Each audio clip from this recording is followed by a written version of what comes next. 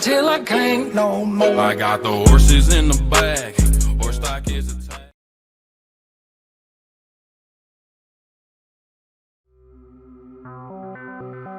In the coming week, the United Kingdom holds a pivotal general election. Peace talks on the eastern Ukraine conflict convene in Paris, and the World Trade Organization faces a crippling blow.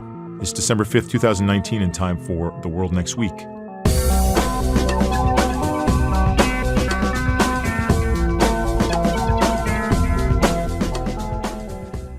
I'm Bob McMahon. And I'm Jim Lindsay.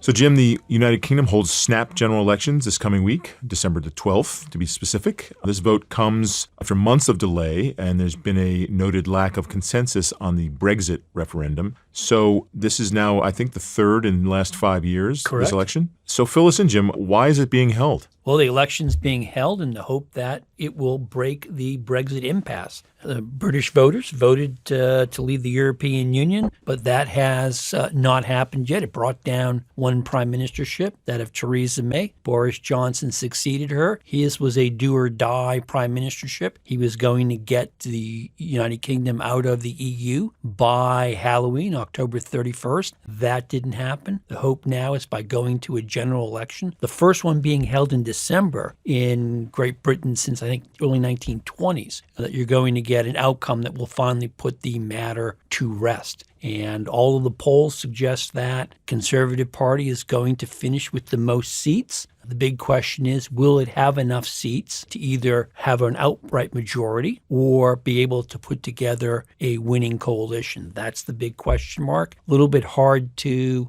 guess that, precisely because the British system is a so-called first-past-the-post system. That is, whoever gets the most votes in any district gets that seat, and we'll see how that translates. A lot of parties running here, not just the Conservatives and not just the Labour Party, but you have the Liberal Democratic Party, you have a Brexit Party, you have a Green Party, and then you have the various national parties. There's a Welsh Party, Scottish National Party. We'll see how all of that plays out. So, Jim, in the run-up to this, there were a series of votes that Boris Johnson lost, and he also experienced quite a bit of erosion of support in his own party, and it raised the question of whether the Tories, the Conservatives, were going to actually have a critical mass of support. But it also raises the question, is it correct or is it an exaggeration to say that support for Tories is support for a sort of a hard Brexit? Well, it all depends on what you mean by a hard Brexit. I guess I would put it this way. The platform the Conservatives are running on is that they are going to get Britain out of the European Union by January 31st. That's the new deadline that the EU agreed to when it provided an extension when the Halloween deadline wasn't met.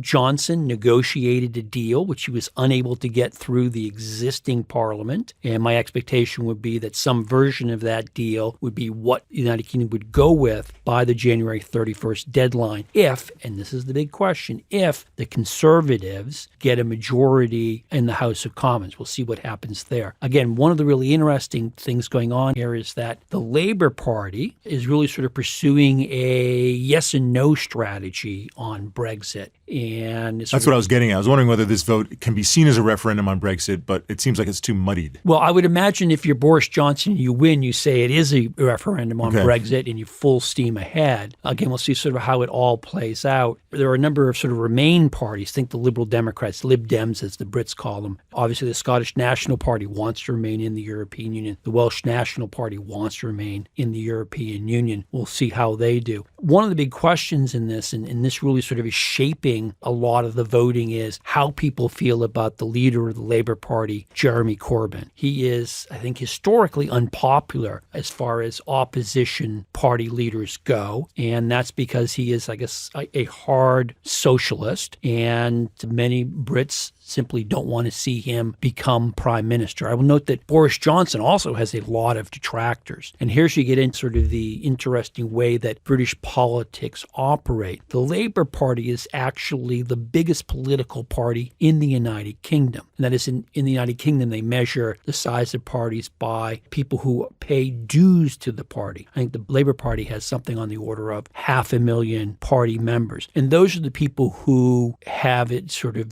the say in or a disproportionate say in who the party leader is going to be. Clearly, Corbyn has the support of sort of the activist wing of the Labour Party, but he's also someone who's very unpopular, even with his own Labour Party members in the House of Commons. A couple of years ago, I believe they voted a resolution of no confidence in his leadership, and he re-won the subsequent battle over the party. So we have his unpopularity going on. Beyond that, you have this sort of wild card that came up over the weekend with this terrorist attack that took place in London, which has now sort of raised the question of sort of is the sort of mindset of the British voter shifting from Brexit to a set of security issues. Then the question is, who does better under that scenario? The Conservatives have come out pretty hard saying they're going to bring law and order. They're probably seen as a law and order party. But the fact is the person who perpetuated the attack had been released just a couple of years ago. Conservative parties in office, so perhaps they get blamed for it. Though they say it's not our fault, simply following policies that have been set down by a Labour government. He was like halfway through a term for plotting a terror attack. Is that right? Yes, he had been convicted of terrorism, sentenced to jail, got early release, and then went out and conducted this attack. And there's a bit of irony in this attack. We did a Twitter poll this week asking our audience, who should be the audience figure of the week, and they voted for a gentleman named Lukasz. It's the only name we know him by. He is a Polish-born chef living in London, an emigre, and when the attack took place, he grabbed a narwhal tusk. So this is the fishmonger's hall, I think is where he worked, and this is why you would have a narwhal tusk nearby. Yeah, and he grabbed it, went out, and with another gentleman who was wielding, I believe, a fire extinguisher, right, tried to subdue the knife-wielding terrorists until the police came and I believe shot the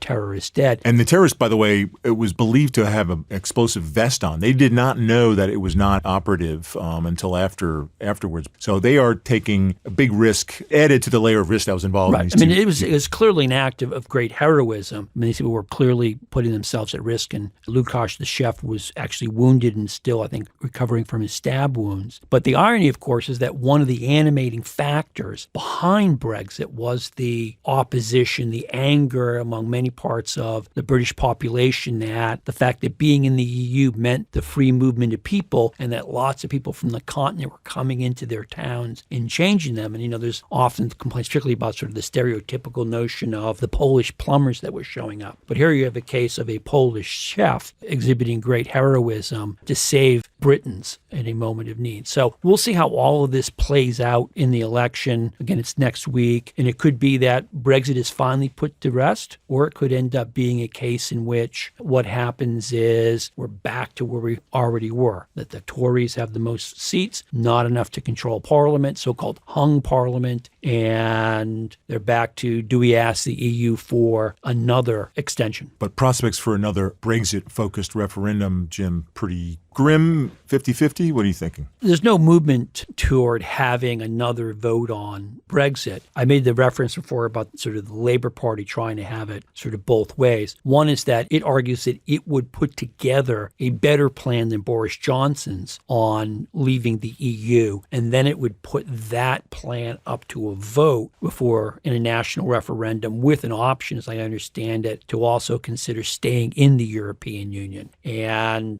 some of the criticism of that idea is that sort of muddles it. It's sort of not enough Brexit for people who want to get out of the EU, and it's too much Brexit for people who want to stay in the EU. And so that's one of the things being considered. And obviously, there's always a tendency when you look at elections to try to simplify them and make them about one particular issue. This gets tied up into a lot of other issues. You mentioned crime and terrorism, but also things like the state of domestic infrastructure, the health state system. of the National Health Service, which is a big deal in British politics and British society. And that's one of the things that Jeremy Corbyn has been arguing. If you get Boris Johnson, you're going to get his version of Brexit, and they're going to agree to a trade deal with the United States that is going to jeopardize the NHS, the National Health Service. So there are a variety of other issues, and of course also local issues. The Scottish National Party will do really well in Scotland, nowhere else. Welsh Party will do good in Wales, nowhere else. So you get a variety of other factors, as always, operating in this election. And then once we get the results, we can sort of sit down kind of make sense of them.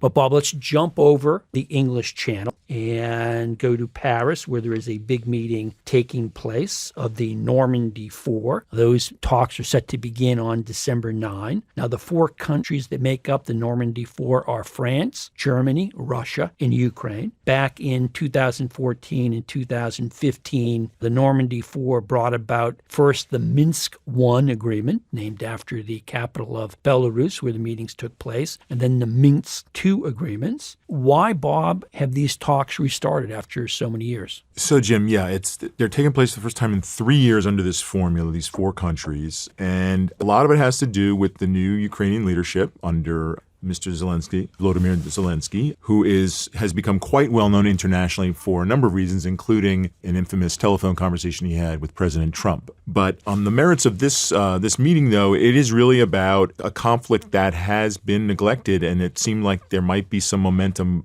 percolating because Mr. Zelensky ran on a platform that included a very firm promise to end once and for all this war in the East, which has been, for a somewhat neglected conflict in terms of its stature internationally, has been quite damaging to Ukrainians and to the people involved directly. So let's just turn back the clock a little bit, Jim. At the time of 2014, when Russia annexes Crimea, there also sets in motion move by pro-Russian separatists in the region known as the Donbas. This is a big region in eastern Ukraine. And in particular, there are separatists in two areas. One's called Luhansk, and the other one's Donetsk, that declare, with Russian backing, both in rhetorically and material and by force of arms, that they declare either independence or a full alignment with Russia. And fighting happens to this day now, Jim, 13,000 people killed in this conflict, many displaced in Ukraine in particular. And it's a war. I mean, we may call it a low-level war, but it is a war. Right. It is an active combat zone. So what the Minsk I and II agreements that you referenced, Jim, did was they started to set in motion somewhat of a ceasefire, which has been violated repeatedly. And I haven't seen the numbers on casualties since those two agreements, but there have been a number of people being killed. You also have this odd situation where you have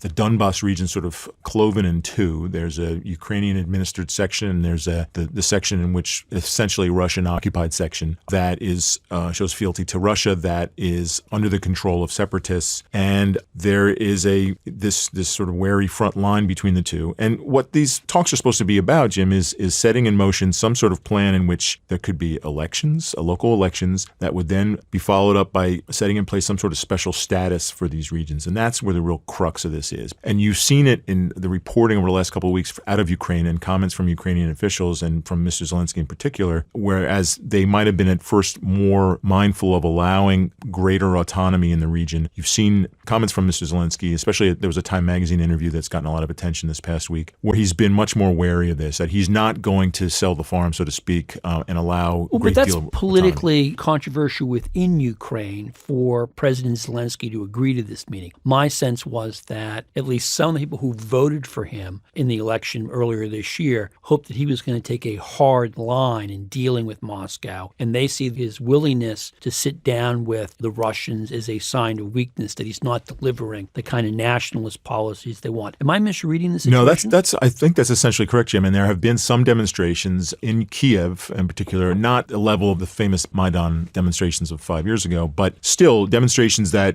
seem to have an impact on President Zelensky, because, again, his comments have been now in the last several days more along the lines of he does not agree with the Minsk agreements, does not agree with this sort of sequencing in which you have elections first and then you sort of set up the whole structure of what this. So he's toughening his position. He's toughening his position, and he's basically said he's still going ahead with the meeting to sort of feel out the Russian side in particular about what they're willing to allow. He's going to stress Ukrainian sovereignty, and he's also said in the most recent comments I've seen that if Ukraine can live with the frozen conflict there, if it has to, it's not going to surrender in any undue fashion its sovereignty, and especially in doling out some sort of special status that allows what some people have said is a Russian Trojan horse to be installed in eastern Ukraine, where you have these very pro-Russian governments in these eastern regions of Luhansk and Donetsk, suddenly part of Ukraine proper and casting votes and sort of influencing national politics in a way that favors Russia. Well, just one other question to follow up. I note when we talk about the Normandy Four, one country that's not part of the Normandy Four is the United States. What should we read into the fact that the United States is not an active participant in these negotiations. It's a really good point, Jim. In the interviews I've seen with President Zelensky, he has mentioned that the U.S. is the sort of indispensable partner, despite all of the Shouldn't controversy. An indispensable partner actually show up Absolutely, to the conversation? absolutely. It is going to be very interesting to watch the outcome of this and whether or not it leads to any more U.S. action in Ukraine. U.S. policy towards Ukraine has been, I think, thrown into a bit of a flux, frankly, by the impeachment proceedings. Again, this is a separate issue, but it involves the accusation against President Trump of calling for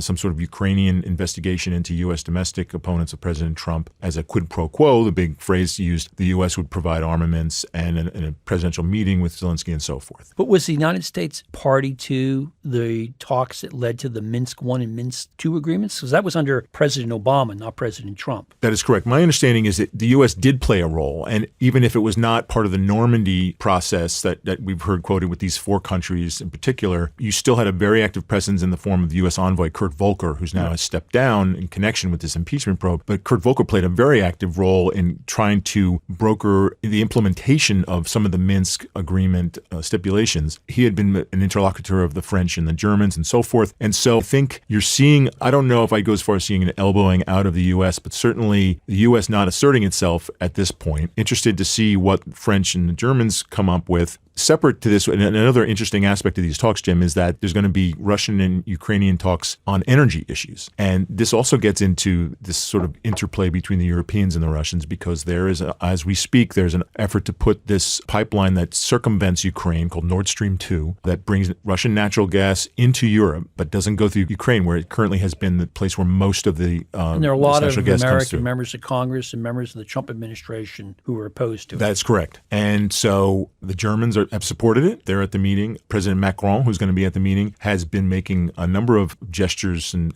sounds lately that he's being potentially more accommodating towards the Russian view on these things. So there's going to be interesting to see whether or not there's going to be an effort to sort of pressure Ukraine into an agreement that allows, let's say, elections to go forward and some sort of special autonomy for eastern Ukraine take place against the wishes of President Zelensky. So all of this goes to say, Jim, that in some ways it's surprising the meeting is still on, but it's going to be fascinating Well, to there's watch. still time for it not There to is still come time. off, That's true. so we That's should always true. point that out. I raised the issue about the U.S. role for two reasons. One is that President Trump has been very critical in the context of his issues with Ukraine to argue that the Europeans aren't doing enough. But obviously, from the diplomatic side, they're playing some role. One can argue good or bad. They've also given a great deal of aid to Ukraine. Very good. But the flip side is it also raises the big question more broadly about American foreign policy, which is, where should the United States be involved? We talk about the United States being engaged in the world. What should it be doing versus what should it be asking its friends and allies to do so it doesn't have to do it? And that's a bigger, broader question. I think this is one example where the United States is sort of more on the margins. Then you can argue whether that's good or bad, but I think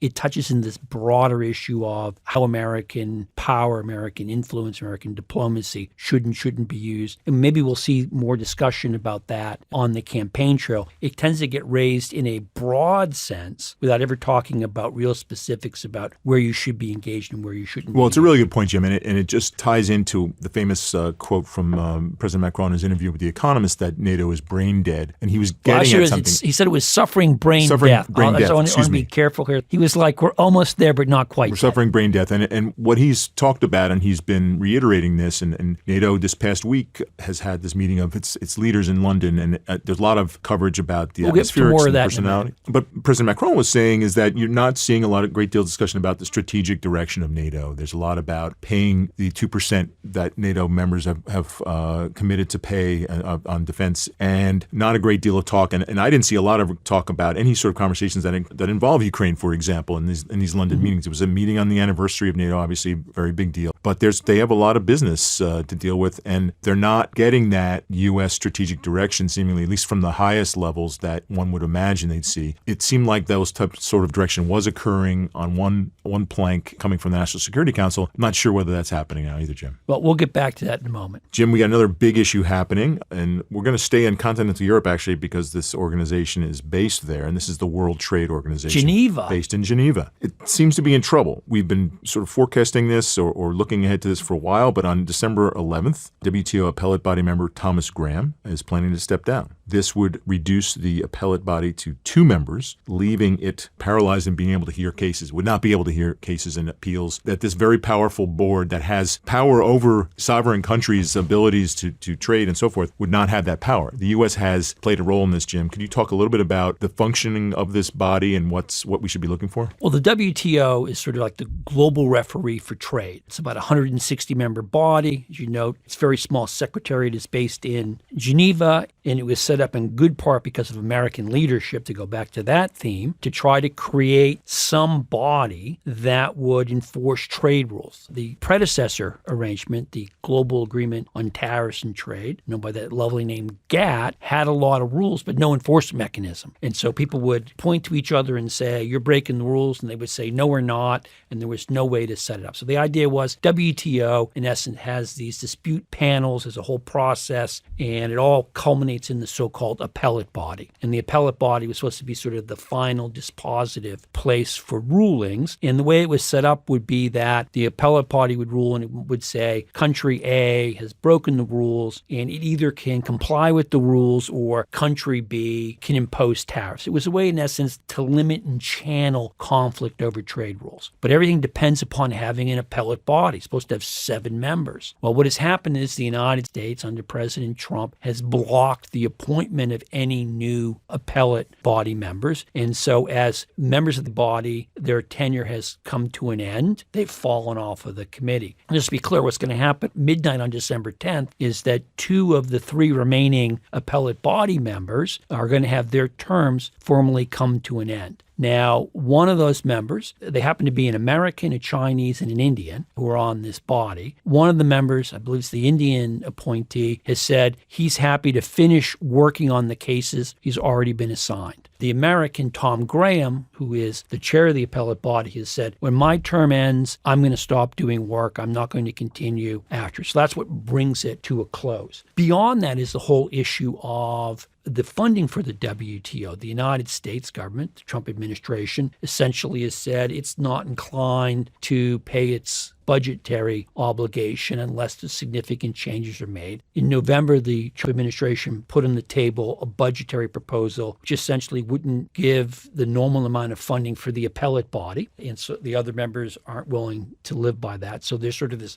double whammy of, in the short term, the appellate body won't be able to make any rulings. What that means is that all of the lower bodies can make whatever rulings they want, but the loser's just going to appeal it to the appellate body, which can't do anything, so everything comes to a halt. And then the broader issue of funding for the organization. Now, there's been a lot of efforts by other WTO members to try to find some solution to this. They've done it in 2 ways. One is to try to address the administration's concerns, and you can describe the administration response in one of 2 ways, depending upon what your sort of political perspective is. One is that people have been willing to make some offers and do deals with the Trump administration, and it hasn't been willing to play ball, leading to arguments that the Trump administration has really just wanted to get rid of the WTO. It doesn't like multilateral bodies. I think the defense that comes from officials in the Trump administration is we haven't seen an offer yet that's good enough to want to take, and that apparently what we really need to do is bring it to a halt, and then that will concentrate minds wonderfully, and people will want a deal. We'll see about that. The other thing that's happened is that a number of countries, particularly Europeans, have begun to say, okay, we can read the writing on the walls. This global trade referee is going to be sidelined. So what we're going to do is to put together some informal arbitration panels. That is, people of like-minded countries will agree that if the WTO can't work it out, we'll agree to our own little informal coalitions process. of the willing. Call it a coalition of the willing. Now, the administration has been critical of that approach. The administration, by the way, I think wasn't too long ago, it got a ruling in its favor from this board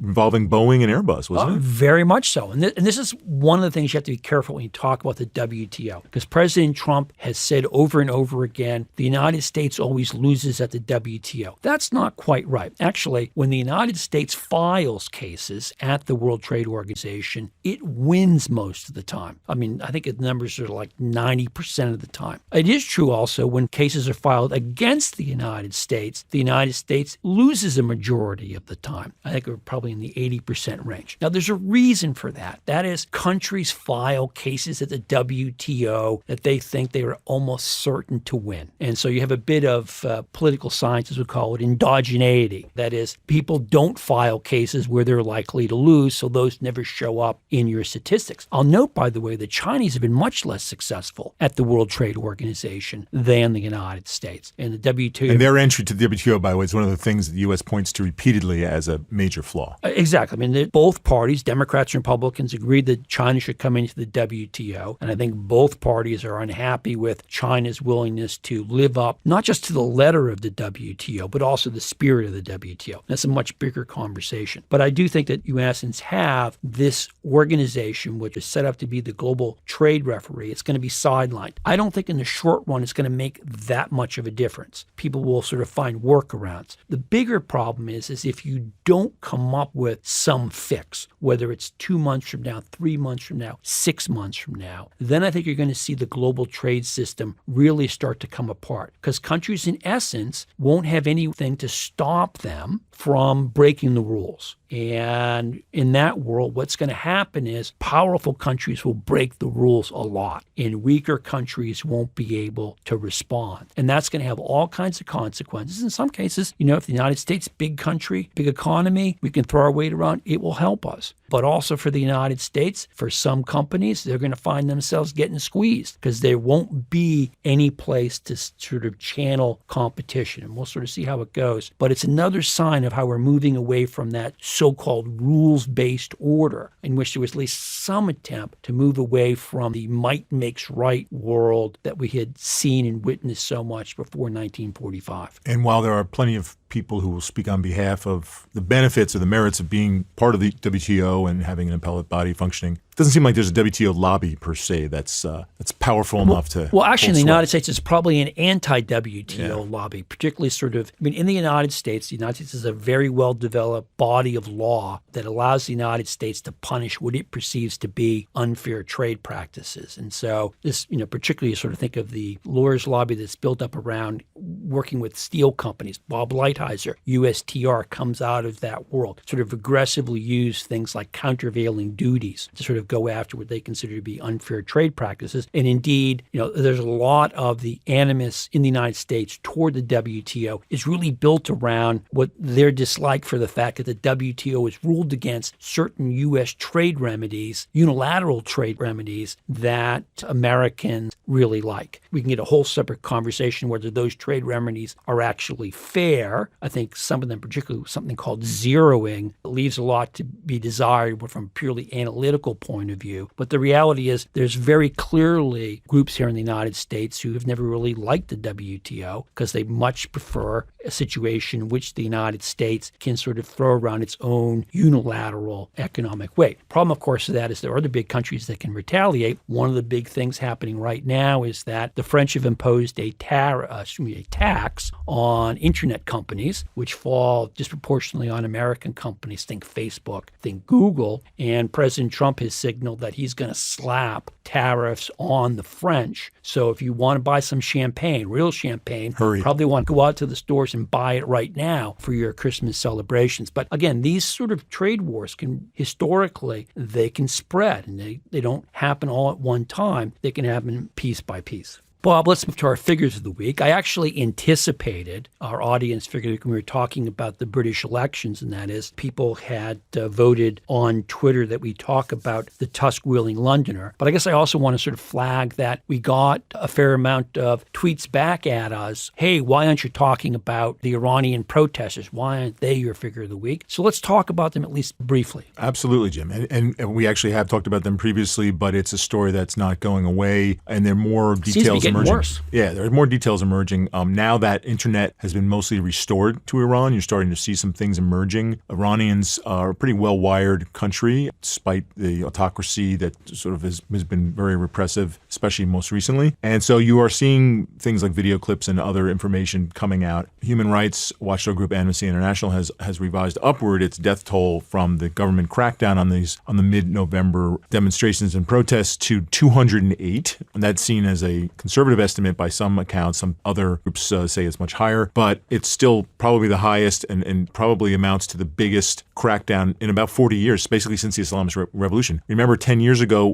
when we had months of demonstrations after what were seen as tainted presidential results, there were about 70-something people were killed in those. So this is 3 times that, according to Amnesty. Government basically dismisses charges of a brutal crackdown, although it did this week acknowledge people were killed for quote-unquote taking place in armed revolts against the government. But it has been not really forthcoming beyond that. That's what I find most striking about what's happening right now. One, the government clearly is cracking down hard. There's no dithering here. They are bringing what looks to be the full power of the government against their own people. The second thing is that in a number of these instances, you are seeing citizens in Iran fighting back. I mean, I've read news stories about actually protesters exchanging gunfire with the Iranian police and military. That itself, I think, is significant. And of course, the question is, where is this going to go? I mean, history has lots of examples of domestic protests that led to an overthrow of governments. We've also seen a number of protests in which citizens tried to rise up and were squashed by the government. Think most famously, perhaps, Tiananmen Square protests back in 1989. So I think it's a big question mark for all of us as to where this is going to go. But the clear signal from the ruling regime is they're going to use their power to suppress the people. Yeah, and they acted really quickly, Jim. There seems to be an ongoing debate about the degree to which people remain detained. Several thousand people were detained. Some, now that you had the president of Iran saying, well, we really should release those who were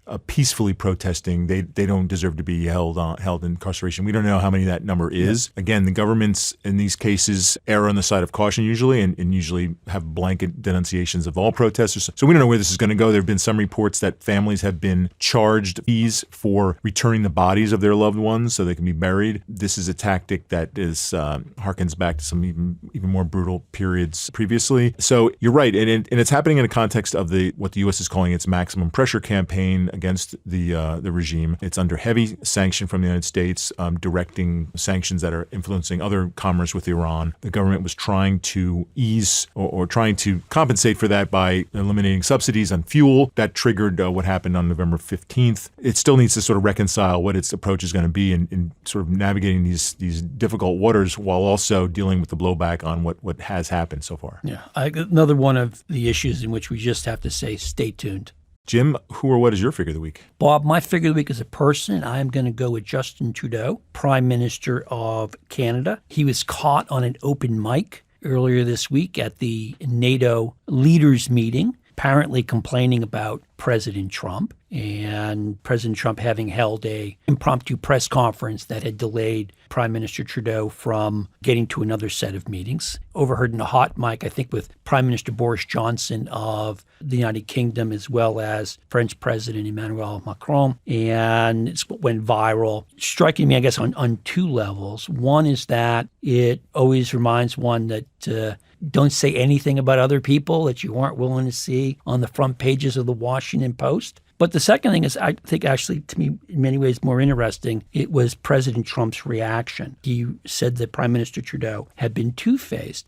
But he then went beyond that and talked about Canada's failure to meet its 2014 pledge at the Wales Summit. And again, I think President Trump has both a legitimate reason to sort of be annoyed that people are talking about him. That's a natural reaction. But I also think, the president is right. The Canadians have not lived up to their pledge made back in 2014. The current level of Canadian defense spending, I think about 1.27% of GDP. The pledge made back in 2014 was to get to 2% by the year 2024. The Canadians don't have any plans to actually reach that number. And I will note that 1.27% figure I just mentioned has come about in good part because the Canadians are engaging in a time-tested bureaucratic maneuver of basically tossing anything that they can describe as being related to defense under that umbrella. It isn't necessarily new funds that are actually going to improved military capability. And again,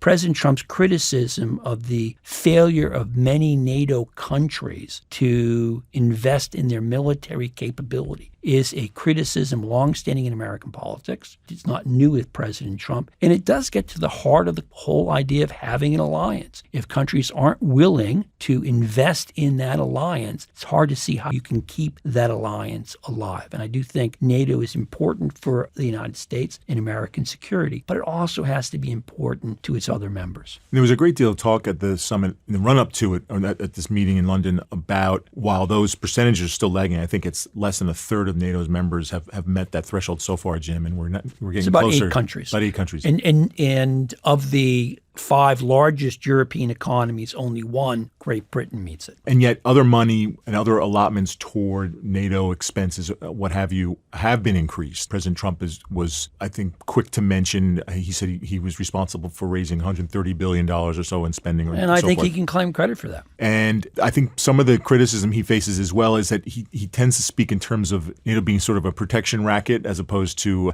countries really investing in their own defenses to be more capable. I think there are ways in which his argument, his insistence could be possibly better matched by some more, sort of surgically focused comments. But be that as it may, Jim, it's undeniable that it has put a focus on an issue that these countries would rather avoid and move on. And why make such a pledge in the first place if you're not even come close to it? So, and I think that's a legitimate concern of an American president. It's a legitimate concern of an American citizen. But what about you, Bob? Who or what is your figure of the week? Jim, my figure is 5,000, as in 5,000 miles, and that's going to be the ultimate length of the planned Power of Siberia national gas pipeline that went into operation this week. The pipeline is now functioning, and this is between Russia and China. This is bringing natural gas from Siberia, for starters, into northeastern China. So this is a part of the country that's heavily dependent on coal burning. You're getting clean-burning natural gas, or what's called cleaner-burning natural gas, I should say. And that's going to be roughly 1,600 or so miles for that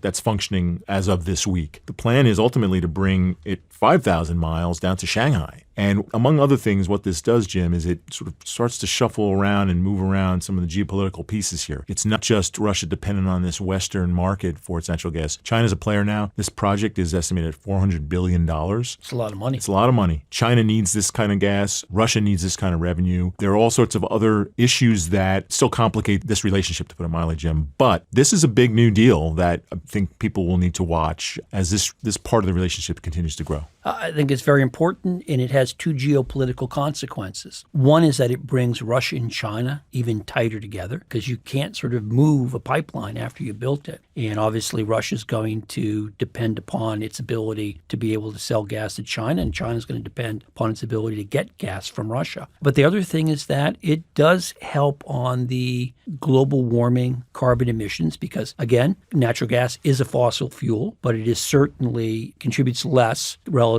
to coal, and also just the spillover effects you have on human health from the burning of coal, smog, particulates in the air. So there's that significant issue there. Yep, a new chapter in the world we're entering with all sorts of ramifications. And that's our look at the world next week.